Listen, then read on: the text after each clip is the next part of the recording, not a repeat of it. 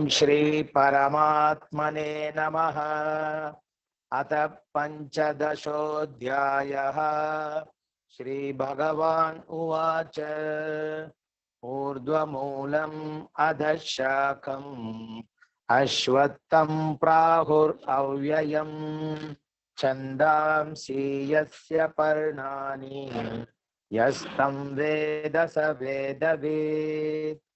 अधश्चोर्ध्वं प्रसृतास्तस्य शाखाः गुणः प्रवृद्धा विषयप्रवालाः। अधश्च मूलान्यनुसन्ततानि कर्मानुबन्धीनि मनुष्यलोके।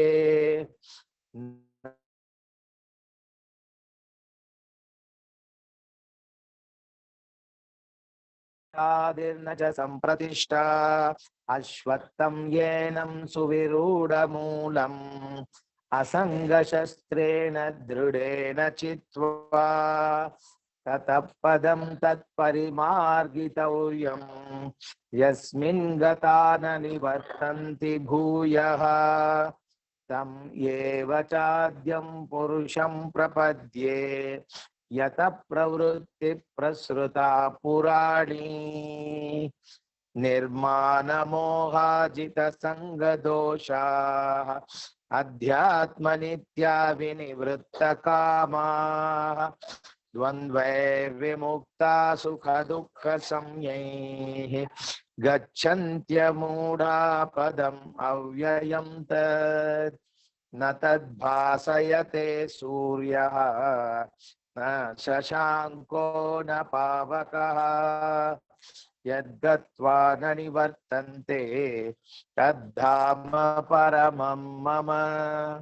ममैवांशो जीवलोके जीवभूत सनातनः मनःषष्ठानीन्द्रियाणि प्रकृतिस्थानि कर्षति शरीरं यत् अवाप्नोति यच्चाप्युत्क्रामतीश्वरः गृहीत्वैतानि संयाति वायुर्गन्धान् इवाशयात् श्रोत्रं चक्षुस्पर्शनं च रसनं घ्राणं एव च अधिष्ठाय मनश्चायं विषयान् उपसेवते उत्क्रामन्तं स्थितं वापि भुञ्जानं वा गुणान्वितं विमूढानानुपश्यन्ति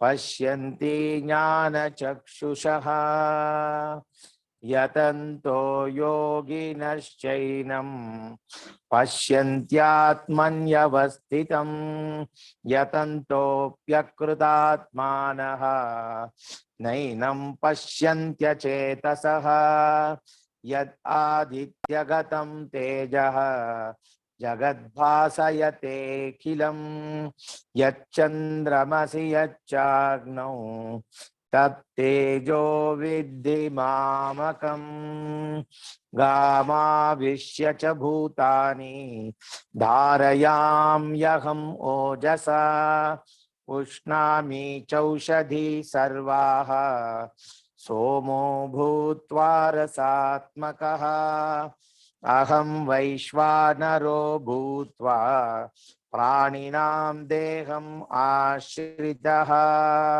प्राणापानसमायुक्तः पचाम्यन्नं चतुर्विधं सर्वस्य चाहं हृदि सन्निविष्टः मत्तस्मृतिर्ज्ञानम् अपोहनं च वेदैश्च सर्वैरहमेव वेद्यः वेदान्तकृद्वेदविद् एव चाहम् द्वामिमौ पुरुषौ लोके क्षरश्चाक्षर एव च क्षरः सर्वाणि भूतानि कूटस्थोऽक्षर उच्यते उत्तमः पुरुषस्त्वनन्यः परमात्मेयुदाहृतः यो लोकत्रयम् आविश्य बिभर्त्यव्यय ईश्वरः यस्माक्षरम्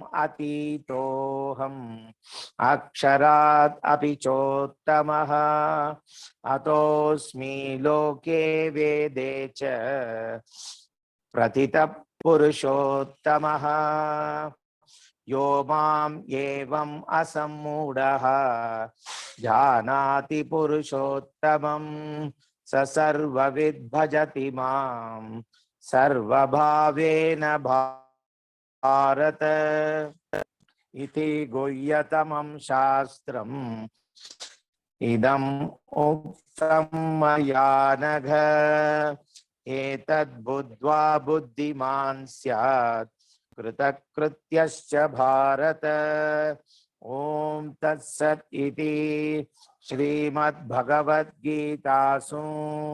उपनिषत्सु ब्रह्म विद्यायां योगशास्त्रे श्रीकृष्ण अर्जुन संवादे पुरुषोत्तम योगो नाम पंचदशोऽध्यायः।